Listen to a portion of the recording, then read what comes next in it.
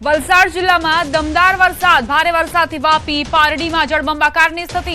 કપરાડા, ધરમપુરના જંગલ અને ડુંગર વિસ્તારમાં ભારે વરસાદ ખાબક્યો છે. મધુબન ડેમના ઉપરવાસમાં ભારે વરસાદ વરસ્યો. સતત વરસાદથી ડેમમાં પાણીની આવકમાં વધારો થયો છે.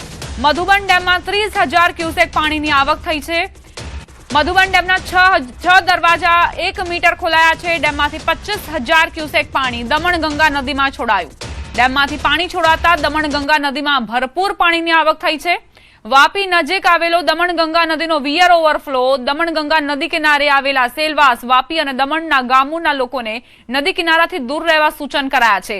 વાપી પાસે આવેલ દમણગંગા નદી કિનારે કેટલાક લોકો જીવના જોખમે માછીમારી કરતા પણ નજરે પડ્યા. હજુ જિલ્લામાં ભારેથી અતિભારે વરસાદની આગાહી છે.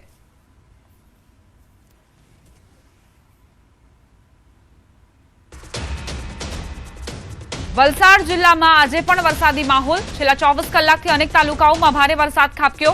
વાપી, કપરાડામાં સૌથી વધુ વરસાદ નોંધાયો. વાપીમાં ભારે વરસાદથી રેલવે અંડરપાસમાં પાણી ભરાયા. અંડરપાસમાં પાણી ભરાતા નોકરી ધંધે જતા લોકોની મુશ્કેલી વધી છે. વારંવાર પાણી ભરાવાથી વાપીવાસીઓમાં રોષ વ્યાપ્યો છે. વાપી મહાનગરપાલિકાની પ્રી મોન્સૂન કામગીરી સામે પણ સવાલો ઉઠ્યા છે. વાપીમાં વરસાદ બાદ રેલવે અંડરપાસમાં પાણી ભરાઈ ગયા. નોકરિયાતો આ રેલવે અંડરપાસનો ઉપયોગ કરતા હોય છે, પરંતુ સવાર દરમિયાન જ્યારે આ અંડરપાસ નજીક તેઓ પહોંચ્યા તો નવા પડકારો તેમની સામે હતા. આ જે અંડરપાસ છે તેને પાર કઈ રીતે કરવું તે એક મોટો પડકાર હતો. વારંવાર પાણી ભરાવાના કારણે વાપીવાસીઓમાં રોષ જોવા મળ્યો છે, કારણ કે દર વર્ષની આ સમસ્યા છે અને કોઈ જ નિરાકરણ નથી લાવવામાં આવતું. हाँ, बारिश थोड़ा ही हुआ. बारिश बाहर का पानी आता है पूरा पीछे से, उधर का पानी आता है, उधर से पानी आता है, आके भर जाता है. दिक्कत पानी भर जाता है, इसके लिए दिक्कत है. बाकी कोई दिक्कत नहीं. अच्छा बना है, ऐसा कुछ नहीं. સંઘ પ્રદેશ દાદરાનગર હવેલીમાં વરસ્યો ધોધમાર વરસાદ. 4 ઇંચથી વધુ વરસાદ પડતા જનજીવન ખોરવાયું.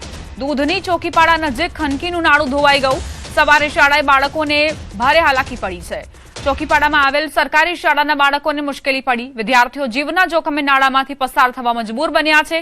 300 થી વધુ વિદ્યાર્થીઓ આ શાળામાં અભ્યાસ કરે છે, પરંતુ વરસાદ બાદ શું સ્થિતિ સર્જાઈ? ખનકીનું નાળું જે ધોવાઈ ગયું, જે બાદ જીવના જોખમે વિદ્યાર્થીઓ અહીંથી પસાર થઈ રહ્યા છે. દાદરાનગર હવેલીના આ દ્રશ્યો ન્યૂઝ 18 ગુજરાતી એટલે પણ પ્રસારિત કરી રહ્યું છે કે પ્રશાસન જાગે અને અહીં કોઈ કામગીરી કરવામાં આવે, જેથી વિદ્યાર્થીઓ અહીંથી જોખમી રીતે મુસાફરી ન કરે અને જોખમી રીતે પસાર ન થાય.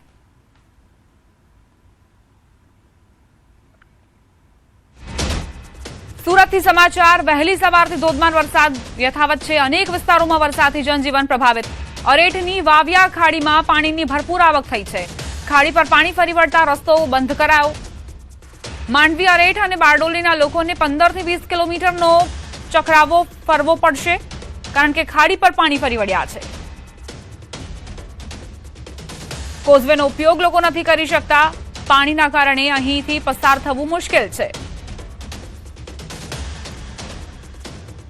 સુરતમાં સતત વરસાદ વરસ્યો છે, જે બાદ વાવિયા ખાડીની આ સ્થિતિ. વાવિયા ખાડીમાં જે પાણીનું જળસ્તર છે તે વધુ નોંધાયો છે અને તેના કારણે લોકો અહીં અવરજવર નથી કરી શકતા.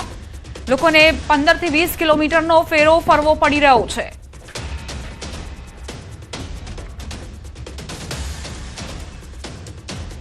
સમાચારોમાં હવે આગળ વધીએ. પાટણની હોટેલમાં યુવતીની હત્યા મામલે મોટો ખુલાસો. અમદાવાદની યુવતીની હત્યા તેના પતિએ જ કરી. પ્રેમ લગ્ન બાદ પતિએ જ પત્નીનું ગળું દબાવી હત્યા કરી.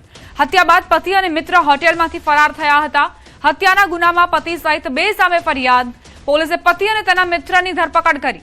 હોટેલ 89માં ઘટનાનું રિકન્સ્ટ્રક્શન કરાવ્યું. તપાસમાં હત્યાના કેસમાં નવા ખુલાસા થવાની આશંકા છે. સંવાદદાતા યશવંત જોડાઈ ગયા છે વધુ જાણકારી સાથે. યશવંત, એક હોટેલમાં યુવતીની હત્યા કેસમાં શું વિગત?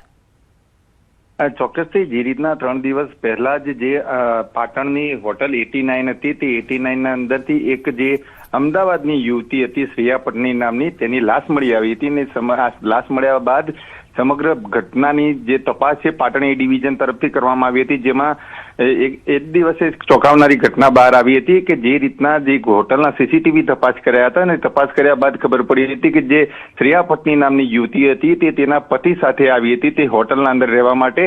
એક રિક્ષાના અંદર 2 પુરુષ અને એક શ્રેયા તેમ કરીને કુલ 3 લોકો આવે છે, જેમાં એક રિક્ષા ચાલક ત્યાં આગળ બંને જે યુવક યુવતીને મૂકીને જતો રહે છે. ત્યારબાદ જે રીતના આ સમગ્ર ઘટના સામે આવી હતી, જેમાં પોલીસની તપાસ બાદ ખબર પડી કે જે પતિ હતો તે પતિએ જ જે શ્રેયા પટની નામની યુવતી હતી તેનું ગળું દબાવીને તેને મારી નાખવામાં હતી. સમગ્ર બાબતને લઈને પાટણ એ ડિવિઝને અલગ અલગ ટીમો બનાવીને જે આરોપી છે તે આરોપીને સુરતથી અત્યારે પકડી દેવામાં આવે છે. ઘટનાની વધુ માહિતી મળતા જ એટલી ખબર પડી હતી કે જે રીતના બંનેના પ્રેમ લગ્ન થયા હતા 2021માં અને અમદાવાદના મેઘાણીનગર ખાતે બંને લોકો રહેતા હતા. કજિયા કંકાસના કારણે અને જે ભૂતકાળનો જે પ્રેમ હતો તેને લઈને આ સમગ્ર ઘટના ઘટી છે. બંનેના વચ્ચે એક બાળક પણ છે.